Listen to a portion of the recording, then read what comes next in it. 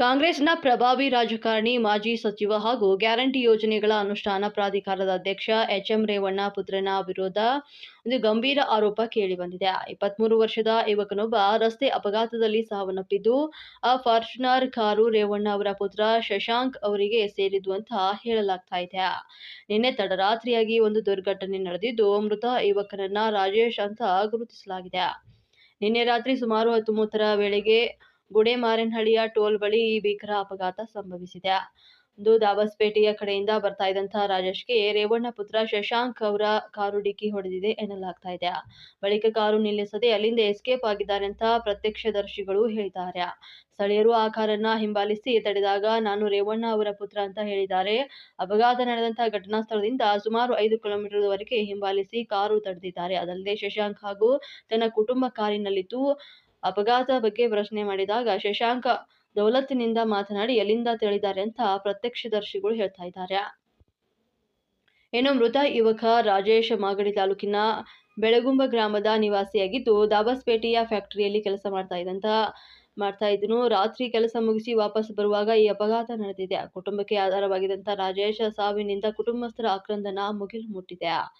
Kudur police ಠಾಣಾ ವ್ಯಾಪ್ತಿಯಲ್ಲಿ ದುರ್ಘಟನೆ ನಡೆದಿದ್ದು, ಈ ಒಂದು ಅಪಘಾತದ ಬಗ್ಗೆ ಎಚ್.ಎಂ. ರೇವಣ್ಣ ಪ್ರತಿಕ್ರಿಯಿಸಿದ್ದಾರೆ. ನನ್ನ ಪುತ್ರ ಕಾರು ಚಾಲನೆ ಮಾಡಿಲ್ಲ, ಡ್ರೈವರ್ ಇದ್ದ ಅಪಘಾತವಾಗಿದೆ. ನನಗೂ ಅನುಕಂಪವಿದೆ ಎಂದಿದ್ದಾರೆ. ನಿನ್ನೆ ರಾತ್ರಿ ಗುಡೇಮಾರೇನಹಳ್ಳಿಯ ಬಳಿ ಅಪಘಾತ ನಡೆದಿದ್ದು, ಅಲ್ಲಿ ಗಲಾಟೆ ಆಗುತ್ತೆ ಅಂತ ಕಾರು ಮುಂದೆ ಬಂದಿದೆ. ಘಟನೆ ನಡೆದಾಗ ಕಾರನ್ನ ಪುತ್ರ ಚಾಲಕ ಮಾಡ್ತಾ ಇರಲಿಲ್ಲ, ಡ್ರೈವರ್ ಇದ್ದು ಕುಟುಂಬದವರು ಇದ್ರು. ಗಲಾಟೆ ಆಗುವ ಭಯದಿಂದ ಮುಂದೆ ಬಂದಿದ್ದಾರೆ. ಈ ದುರ್ಘಟನೆಗೆ ಕ್ಷಮೆ ಕೇಳುತ್ತೇನೆ.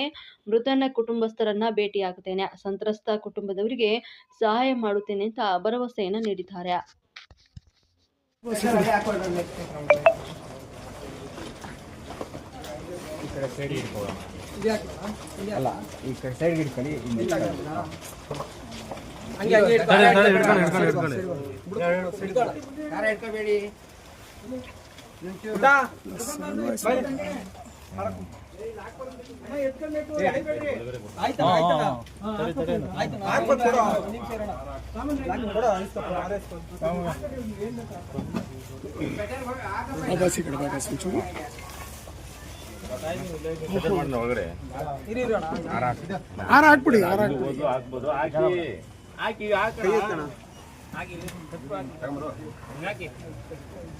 ಒಳಗಡೆ ಒಳಗಡೆ ನುಗ್ಗಿ ಎಷ್ಟು ಒಳಗಡೆ ಹೋಗಿ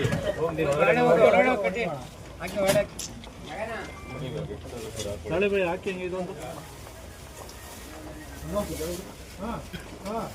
ರಾಜೇಶ